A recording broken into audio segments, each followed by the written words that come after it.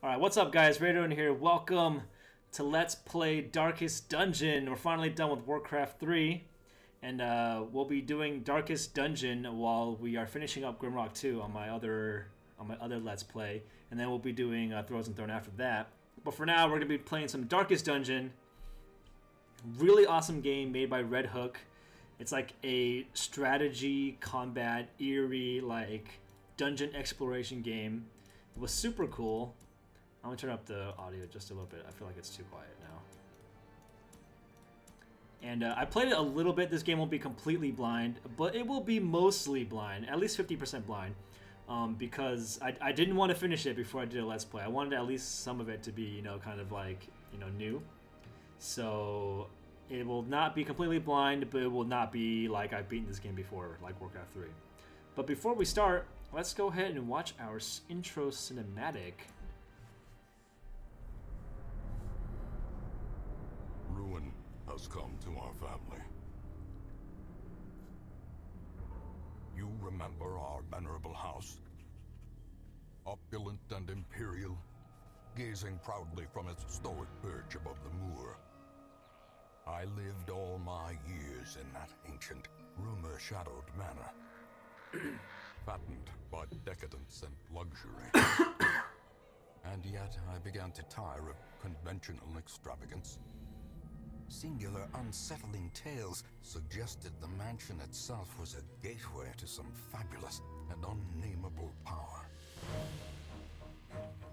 With relic and ritual, I bent every effort towards the excavation and recovery of those long-buried secrets, exhausting what remained of our family fortune on swarthy workmen and sturdy shovels. At last, in the salt-soaked crags beneath the lowest foundations, we unearthed that damnable portal antediluvian evil.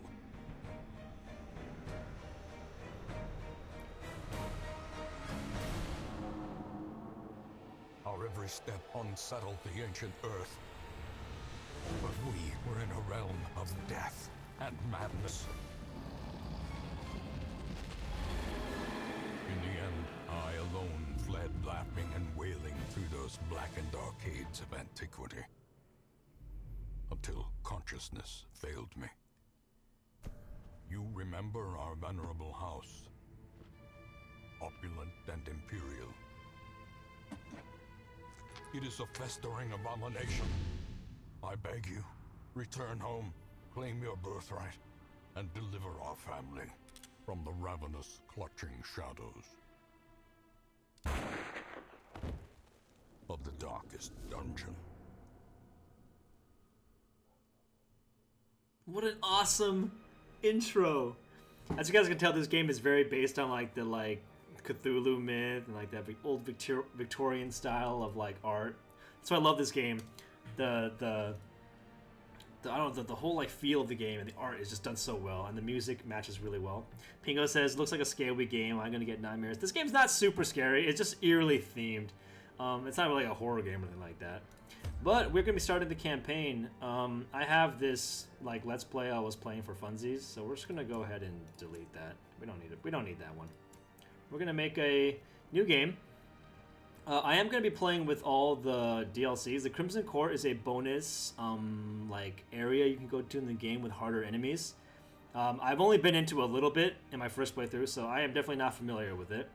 Districts are a system they added in the game to let you build better towns. The Flagellant and Shield Breakers are both new classes you can play with. So we're going to enable all of these. I haven't fully explored all this when I played through last time, but we're gonna check it out. We're gonna check it out. All right, next. I spent a long time deciding what I'm going to be playing on. So Radiant is like easy mode, so we're not playing on Radiant. Darkest is like the regular mode setting, and this game is hard. So Darkest is reasonably hard, and the way this game works is in Darkest Dungeon you cannot lose. You can literally lose everybody on your team, and you will not lose the game. The game you can't lose. You can always hire more heroes for free and level them up with gear and spend money on them. And then if they all die, you can just get more heroes. So when you play on Darkest Dungeon, on Darkest difficulty, you cannot lose the game. When you play on Blood Moon, they add a way for you to lose the game, which is, as you guys can read, you must conquer the evil within a time limit. I think it's a 100-week time limit, which isn't, I believe, not the tightest if you're really good at this game. But considering this is half blind, I don't think I'm going to be playing on Blood Moon. Maybe if I beat it, I will come back and do it on Blood Moon. Because last thing I want is for me to play through this game on Blood Moon and then like have like a full party wipe on week like 60 and then I can't beat it. It'll be just like XCOM. So I think I'll be playing this game on Darkest. And if I beat it, maybe I'll come back and do like a Blood Moon challenge or something like that. So that's my idea. Alright, this is going to be the Raderoden Manor. And let's go ahead and get into the game. There's a cutscene in the beginning. Oh yeah. Oh yeah.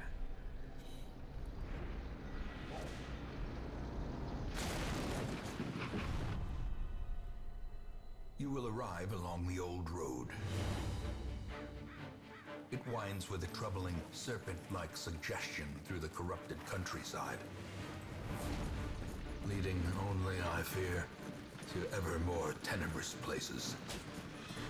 There is a sickness in the ancient pitted cobbles of the old road, and on its writhing path you will face viciousness, violence, and perhaps other damnably transcendent terrors.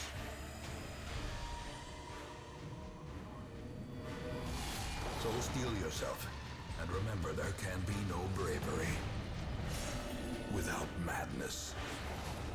The old road will take you to hell, but in that gaping abyss,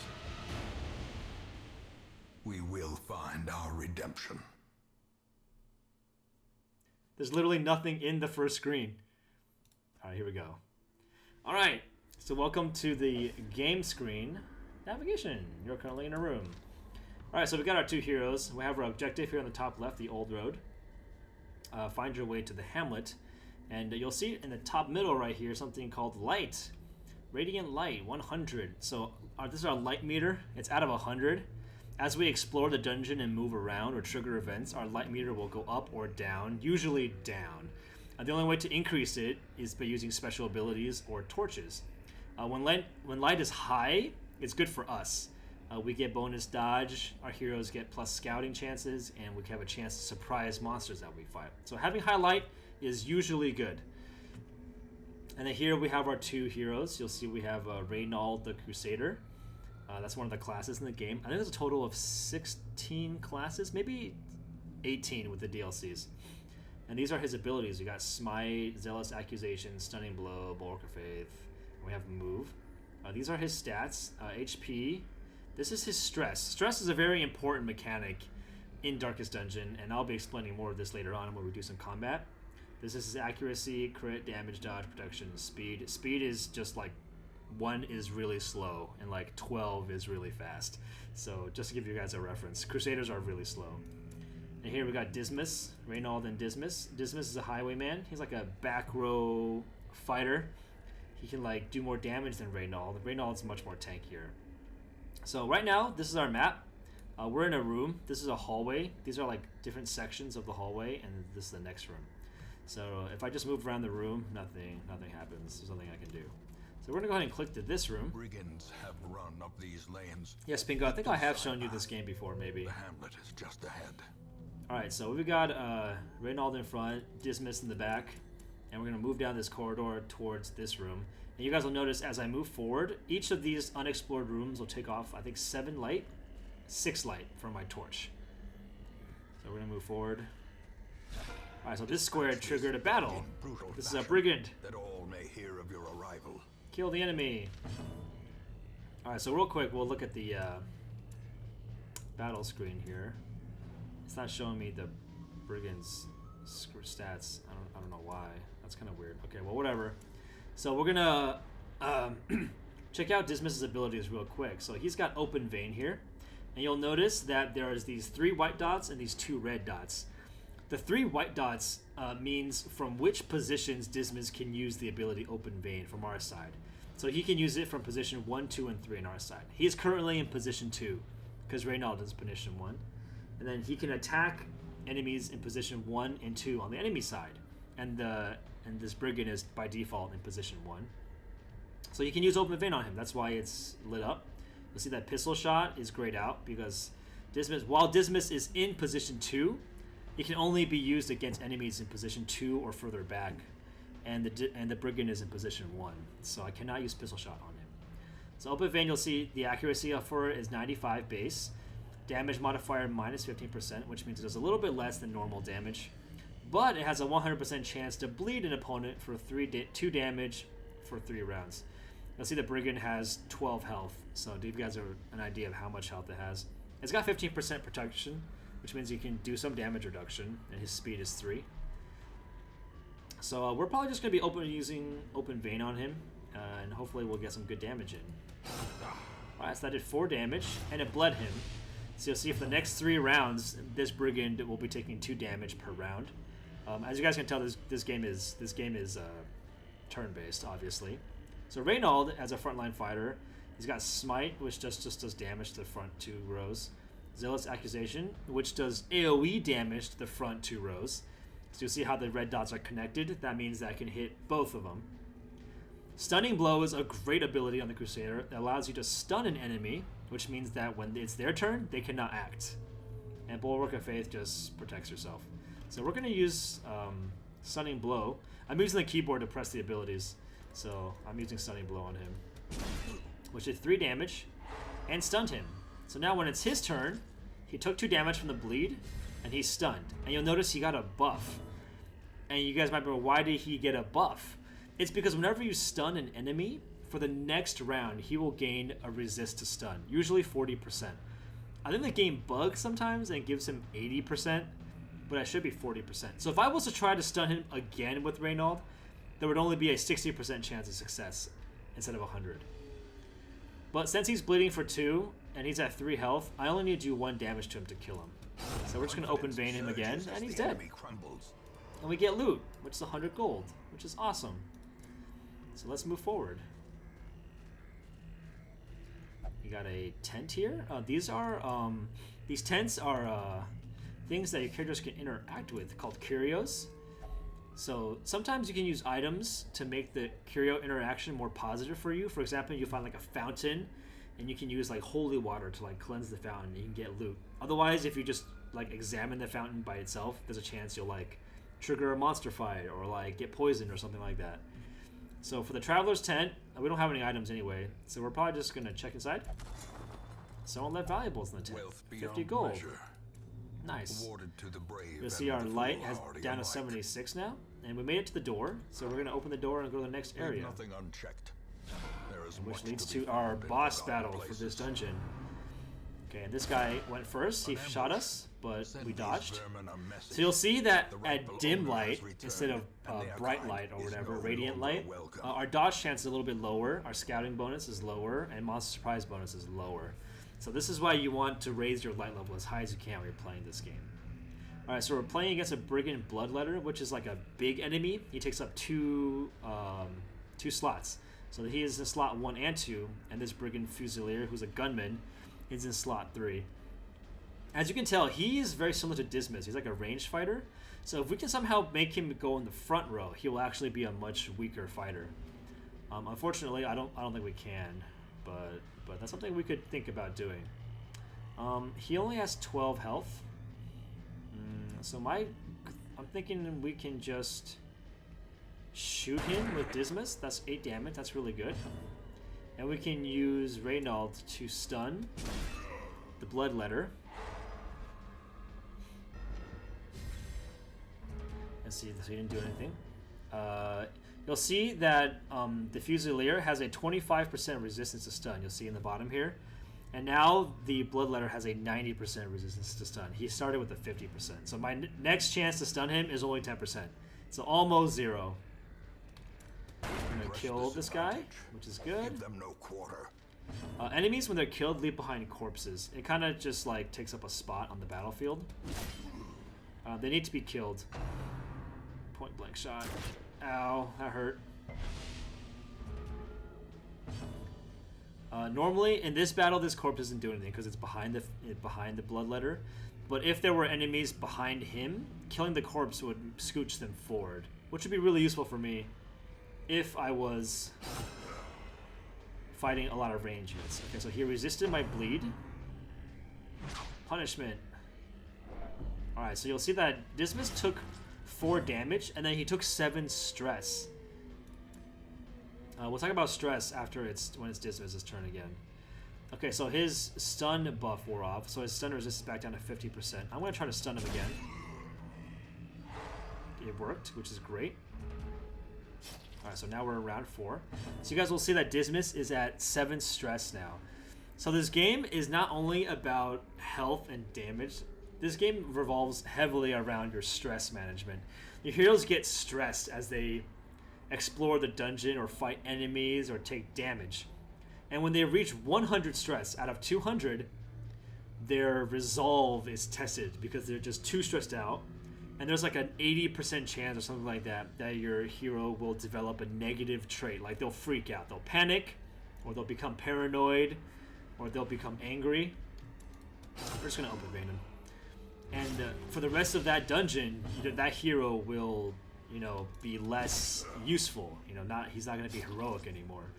So you want to keep your stress levels down as much as possible. There's a 20% chance when your hero's resolve is tested that they become heroic. Alright, we got some keys. Portrait. Oh, we got a key. Wow, that's like a very rare chance you get a key when you kill the bloodletter. Let's use the key. Yeah, then we get some trinkets. Yeah, awesome. So we got some these trinkets. We'll explain what those are later. And we'll finish the mission. Boom! First mission, tutorial mission, finished. Got 5,000 gold. Collected some random shit. You can't take these food items home. They just become gold. And we collected an heirloom, which is 1 portrait. And at the end of every mission, your heroes gain a level up or experience. In this case, Raderoden and Dismas both grew to level 1 from level 0. And every hero gains traits at the end of every mission. Red traits are bad, and white traits are good. So Slugger is plus 10% damage to his melee skills, which means his open vein does more damage. Yay! Raderoden now has claustrophobia, which means when he's fighting in hallways, he gains more stress, which is bad. So this is what makes this game super awesome. When you normally play an RPG, you're just like, whatever, get best equipment, get best gear, destroy monsters. They're not a challenge. Welcome home, not in this game. Such as it is. Alright, this is our activity log. It shows me like what happened, ruins have been unlocked, blah blah, quest goals. Yeah, this is a lot of quest goals. Alright, so this is the town screen. So we got a bunch of buildings in town. Right now, tavern is broken. Everything is broken. All the buildings are broken. We'll explain them slowly as we unlock them. Right now, the only buildings that are open are the ones with exclamation marks. So we'll start with the graveyard. Most will end when your heroes die, they come to the graveyard. Earth, hopefully no one goes in the graveyard this Let's Play. Ancestor's Memory is a statue where you can view cutscenes. You will know the tragic extent of my failings. So also just a kind of fun item. You don't really do anything here. And then last, the stagecoach. Women and men, soldiers and outlaws, fools and corpses. All will find their way to us now that the road is clear. The stagecoach is where you recruit new heroes. Now, recruiting new heroes is free. We got Raderoden, the Crusader, Dismas, the Highwayman, and we're going to recruit Gerbout, the Plague Doctor. Better laboratory than the blood-soaked battlefield. Who's kind of like an alchemist. And then we've got Bosard, the Vestal, pious and unrelenting, who is the main healing class in this game. So, unfortunately, these are all the people that came in the stagecoach this week. You can upgrade your stagecoach using these heirlooms. There's 4 heirlooms in this game: crests, portraits, deeds, and busts, portraits, deeds, and crests. And each building in the town costs different things to upgrade. So right now, Stagecoach Network is probably a useful upgrade for me to have, because that means next week I'll be able to get 3 heroes instead of 2. So we're going to grab that Word is traveling. Ambition is stirring in distant cities. We can use this. The hero barracks increase the size of our hero roster to 13. Right now I only have 4, so there's no need for me to get this upgrade right now, so I'll probably come back to it later. So, alright, Pingo, if you want to be one of these heroes, let me know. You want to be a Crusader, a Highwayman, a Plague Doctor, or a Vestal, you let me know. I can name one of these heroes after you. So these are the amounts of gold and heirlooms we have. And then as for the rest of the town, we cannot access it right now. So we're just going to go ahead and embark onto our next mission. Mecca of madness and morbidity. Your work begins. Your work begins. That's right. So this is the map where we can go to different dungeons in the game. So right now we have access to the ruins, which is at level 0, which means it's not very hard. And we have one mission in the ruins, which is outlined by this circle here, which means this is a mission. And on the left here, you'll see what the mission is. Tetris all the role on the map, man. Take note of how the creatures have taken over, but don't delve too far. So goal, explore 90% of the rooms. It's an apprentice level mission, which is the easiest one. We get 3,000 gold as a reward, 4 crests, which are an heirloom, and a item or a trinket. This is called a move charm. It gives us move resist. Not very good. The other dungeon we have access to is the darkest dungeon, which is the hardest dungeon in the game. So we will not be doing this until we are ready to tackle it, but it is available from the start. We can't access these areas yet, and the courtyard is the bonus mission, the bonus area unlocked in the DLC. So we're just going to be going to the ruins. We already have Raderoden and Dismas in. We're grabbing Gearbout and Bossard. And this team is called the Usual Suspects by the game. Before we go, we're going to equip some trinkets on people if I need to. So, Raderoden is a Crusader. His speed is 1. So, I'm actually just going to give him this item that gives him more HP and -1 speed. Because if his speed is 1, it might as well be 0.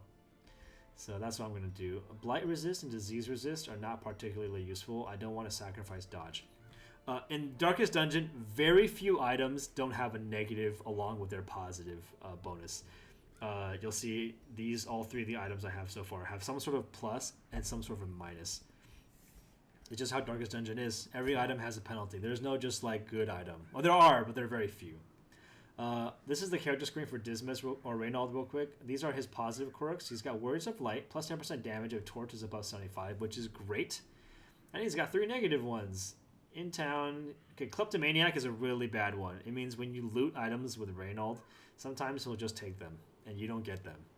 So we want to get rid of Kleptomaniac off of him as soon as possible. We'll check Dismas. Known cheat is fine. Quick reflexes is really good. We'll check Gearbout. He's got quick reflexes, which is great. Fear of beasts is kind of annoying. Wheeled Explorer, we're not in the wheeled. Calm, that's totally fine. Our healer has heals, actually, which is good. Alright, let's go to the provision screen. We're going on this mission. Let's grab provisions. The cost of preparedness, measured now in gold. Later. Alright, so before you go on to any mission, you must prepare and provision for the mission. So the key things to bring on every mission is food. Usually for a short mission, you'll bring about 10 food. People need to eat food while they're exploring, and each time they need to eat, it's 1 food. So usually when on a short mission, they'll need to eat twice. So you bring 8 food, 1 for each person to eat twice, and you bring 2 extras just in case. Food is your only way of healing in this game besides using your Vestal. So the 2 extra food is for healing, and sometimes we'll find food. So we'll bring the extra food. You know, we'll find some food while we're playing, so we don't need to bring that much extra food. The next thing you need to bring on every mission is a torch. The torches are what you use to light, to raise your light level. So for a short mission, I usually bring about 6 torches. It depends on how hard mode you want to go. You can make it harder and make it like 4 torches if you want, or 0 torches if you're going on no torch run. But any item that you bring and you don't use, you cannot bring back. It just becomes like 1 gold afterwards. So you don't want to overbuy. And then I know we're going into the ruins, and I know that the ruins have a lot of items or curios that interact with holy water. So we'll be bringing some holy water. I don't want to bring any bandages for bleeding. I don't expect to be bleeding. Medicinal herbs, not really. I don't think I'll be needing it. We want to bring some keys, because there might be some chests to open. And you'll want to bring some shovels, because a lot of times there are obstacles in dungeons you need to overcome. So these are the key items you need to bring into every mission. The anti-venom, bandages, and medicinal herbs are more optional. So is the laudanum. I usually don't bring laudanum. Maybe there are cases where you would bring it. But for the runes, you definitely want the extra holy water. I think we're good. I could bring more keys and shovels. It's kind of risky bringing 2, but it's early game. So let's just try to bring 2 and see what happens. And let's go into our second mission.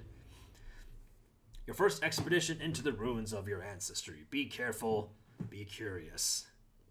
So, as we go into the second mission, you'll notice that when we're playing, my characters are going to gain stress. And there's not much I can do about it because there are very few abilities in the game that remove stress. And that's normal because heroes in this game just gain stress when they do dungeons. That's why you have a stagecoach with unlimited heroes. Alright, so we got our full party here. 4 people. We got 100 light. Our goal this mission is to scout 90% of the rooms. So it's rounded down, I believe. So I can explore all the rooms but 1. So normally I just go up this way, and check down here, and I skip this room. But we will see. We will see. Alright, let's go explore the ruins. Ooh, first loot.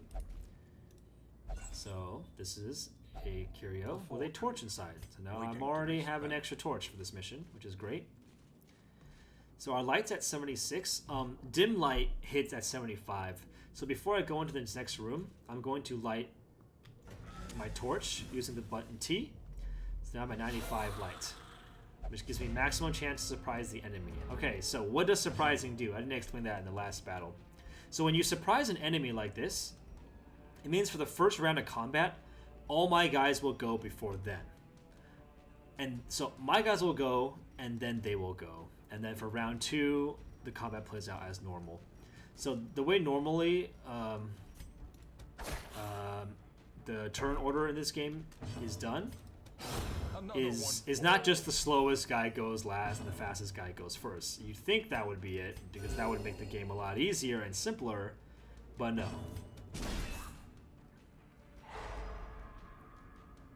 Stunned him, so now he doesn't get to act, and next turn hopefully I go first. Yes. So every hero has a speed, and every enemy has a speed. This skeleton speed is 1. And I believe at the start of every turn, every character rolls a number between 1 and 8, I think, which is added to their speed. And that determines, and the total number when the 8 is added to your speed determines who gets to go first and second. So it's possible for Reynold to go before a slower unit if Reynold rolls a high number. Maintain the offensive. Alright, so this white bar on the bottom, it shows everyone's stress. So for some reason, like, Bosard is already at 20 stress. I don't even know why. Unlock Strongbox. Let's open it. We got another shovel, which is great, and we got some heirlooms, which is awesome, which allows us to upgrade our buildings. So the only way to guarantee that you're going to go faster than somebody, I think, is to have 8 more speed than them, or maybe 9 more speed than them. I don't remember. That's the only way to guarantee, which is pretty hard to do. Alright, so we are already at our first obstacle. So we have to use one of our shovels to break that down. So this is why we're bringing our shovels. If you didn't bring a shovel for that event, you would have to dig through it with your hands, and it would cost you a lot of time, and it would cost you damage and stress on all your guys. So you definitely don't want that. Alright, so let's look at Gearbout's abilities. Plague Doctors are actually very powerful. Plague Grenade and Blinding Gas are both really powerful abilities that stun enemies. So Plague Grenade dots the people in the back for 4 damage around, which is really good. And Blinding Gas stuns the back 2 rows. So I think I'm going to Plague Grenade to put Blight on her. And then we are going to shoot with Dismiss. That's a crit! Oh, it's at 1 HP, which means he's going to die from the Blight. Yes, that's good.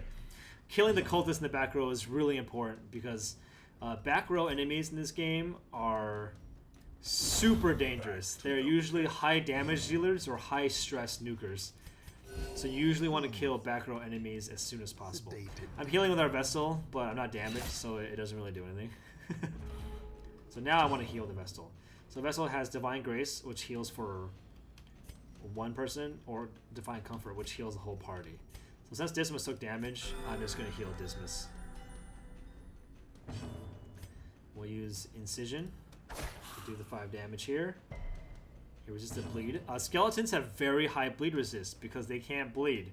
So you'll see they have 200% bleed resist. Confidence surges as the So when enemy you're coming crumbles. into the ruins, it's a good idea to bring characters that don't bleed, but rather do blight damage. Like Plague Doctors, and not Highwaymen. Alright, so we made it to this room. This room has nothing in it. So real quick, we're just going to check what's in this hallway. Okay, nothing. And we'll check what's in this hallway. Also nothing. So we're going to go this way, just because I'm just going to guess. And let's see what we got. We have a sack. Alright, so this is Dismas's negative quirk kicking in. So because Reynold is a kleptomaniac, he's prone to stealing items, and when we met that bag, he just stole it. Which is really, really bad, like I said. So that's why we want to get that off of Reynold as soon as possible.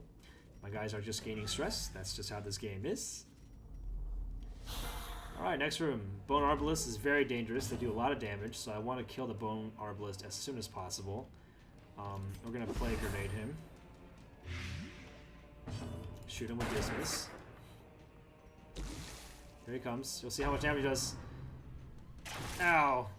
6 damage to the back row. Graveyard Slash. Ouch. Alright, we're going to go ahead and throw a heal on... what is his name? Gearbout. Alright, 2 damages, 2 hits on Reynold, which is fine. Reynold, why don't you kill this one? Damn it, miss. That was a very unlucky miss. So this Arbalist has Blight on him, which is poison. So 4 damage per round, so he's dead next turn, guaranteed. So we will use Dismas. You'll see underneath the enemy's health bar, like in this area right here, that my chance to hit is 90%, chance to crit is 5%, and I will do 4 to 8 damage. So I cannot kill him, but I did high roll an 8, which is good. Alright, he died from the Blight, which means Incision can kill him from Gearbout. And a Graveyard Slash. Ow, another 7 damage on Reynold. Reynold dealt 8 to him, which is good. And we'll use... I did not mean to do that. Crap, I meant to do the single target heal. And a miss. Man, some unlucky misses already. Remy and Gavin are watching you. Say hi. What's up, guys? Welcome to the stream. Alright, we got some loot, emerald, some money. Medicinal herbs are used to eliminate debuffs. Alright, we got a holy fountain. I believe this heals and removes stress. So we're gonna go ahead and... I forgot if I need a holy water, the holy fountain. I do. Heals 12 and remove 20 stress. So now Bossard is not stressed anymore. Yay. Alright, so now we're moving into the next room. People gaining stress. Get used to that. Relight the torch because we're under 75. Okay, there's a trap in this square, and I triggered it, which sucks. Possessed by evil intent. We're actually gonna eat 2 pieces of food with Reynold to get him some healing. He took a lot of damage in that last battle, and he ran into the trap. So that just sucks. All right, next room. We're gonna make sure we heal Reynold in this room. Okay, we're gonna check what's in this first area right here. Nothing. Okay. All right, please don't steal it. Reynold, you're the worst! Stop stealing all my shit! No, you stole all this! You're the worst! Oh my god, I'm not bringing him anymore.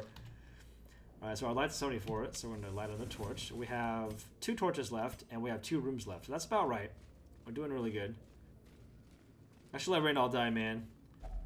So hunger, these are the hunger checks I'm talking about. So each person needs to eat 1 food and gain 5% health. So we said how much food left? We have exactly 4 food left. So we have enough for another hunger check. The light, the promise of safety. And there's nothing in this room. So when I explore this room, it should complete the quest. Okay, another obstacle, which is fine. We have a shovel for that. Okay, this should be the final battle room. Yes, okay, this is actually a pretty hard battle. And we surprised them, which is good. Okay, so this Bone Courier is a stress nuker. He's gonna, like, stress the crap out of me. And this Bone Arbalist is a heavy damage dealer. And this Bone Defender is gonna sit and, like, tank for his friends.